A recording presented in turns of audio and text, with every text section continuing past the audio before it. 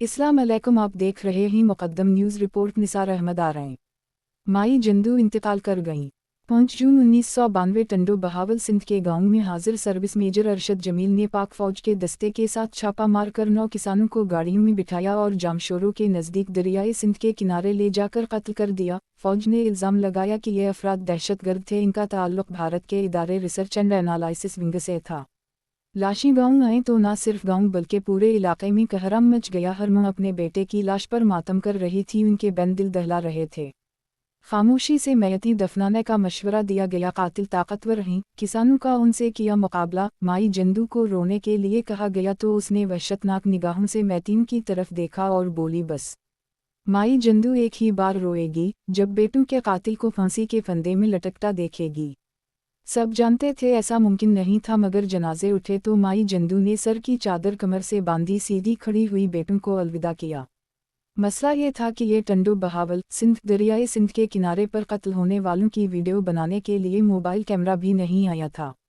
खबर चली कि दुश्मन के एजेंट मारकर मुल्क को बड़े नुकसान से बचा लिया गया। जिसने पढ़ा सुना उसने शकर किया। जब सारा मुल्क शुक्राना अदा कर रहा था तब माई जंदू ने एहतिजाजी चीख मारी। इस चीफ ने प्रिंट मीडिया की समाअतें चीर के रख दी। माई जंदू बूढ़ी थी, जिस्मानी लिहाज से कमज़ोर, मगर वो 3 मकतूलों की मां थी। उसने अपनी 2 बेटियों को साथ लेकर कातिलों के खिलाफ ऐलान जंग कर दिया। सोशल मीडिया की गैर मौजूदगी में ये जंग आसान ना थी, मगर नकारे बज चुके थे, कश्तियाँ जल चुकी थीं और वापसी मुहाल थी। अखबारों और सहाफ़ियों के हमराह माई जंदू ने इस चीफ को ताकती मराकिज़ के सीनों में घोंप दिया। पहली झड़प ख़त्म हुई और गर्द छुट्टी तो मालूम हुआ कि कत्ल होने वाले दहशतगर्द न थे बल्कि मेजर अरशद जमील का उनके साथ ज़री ज़मीन का झगड़ा था, जिसकी सज़ा में इन्हें कत्ल होना पड़ा था।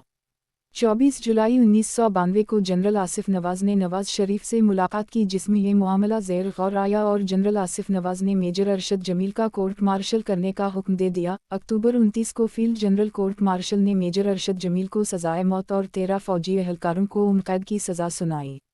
सिपा सालार ने रहम की अपील 14 सितंबर 1993 को मुस्तरद की। इसके बाद रहम की अपील सदर फारूक लगारी से की गई, जो 31 जुलाई 1995 को मुस्तरद हुई, लेकिन सज़ा पर अमल दरामद रोक दिया गया। मेजर के भाई की अपील पर सुप्रीम कोर्ट के जज सईद अलजमान सिद्दीकी ने हुक्म इम्तना जारी किया और सज़ा रोक दी। सज़ाए मौत पर अमल न होने पर 11 सितंबर 1996 माई जंदू फिर मैदान में निकली। इसकी 2 बेटियों ने हैदराबाद प्रेस क्लब के सामने तेल छिड़ककर खुद को आग लगाकर जान दे दी। मुल्क में एक बार फिर कहराम मच गया। बिलाखिर 28 अक्टूबर 1996 को ताकत की दीवारें माई जंदू के मुसलसल धक्कों के सामने ढेर हो गईं। हैदराबाद सेंट्रल जेल में माई जंदू को लाया गया। सामने तख्तादार पर इसके गांव के 9 बेटों का कातिल मेजर अरशद खड़ा था।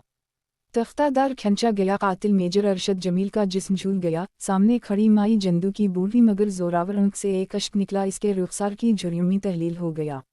माई जंदू, तुम्हें दुनिया के तमाम कमज़ोर और मजलूम सलाम करते हैं।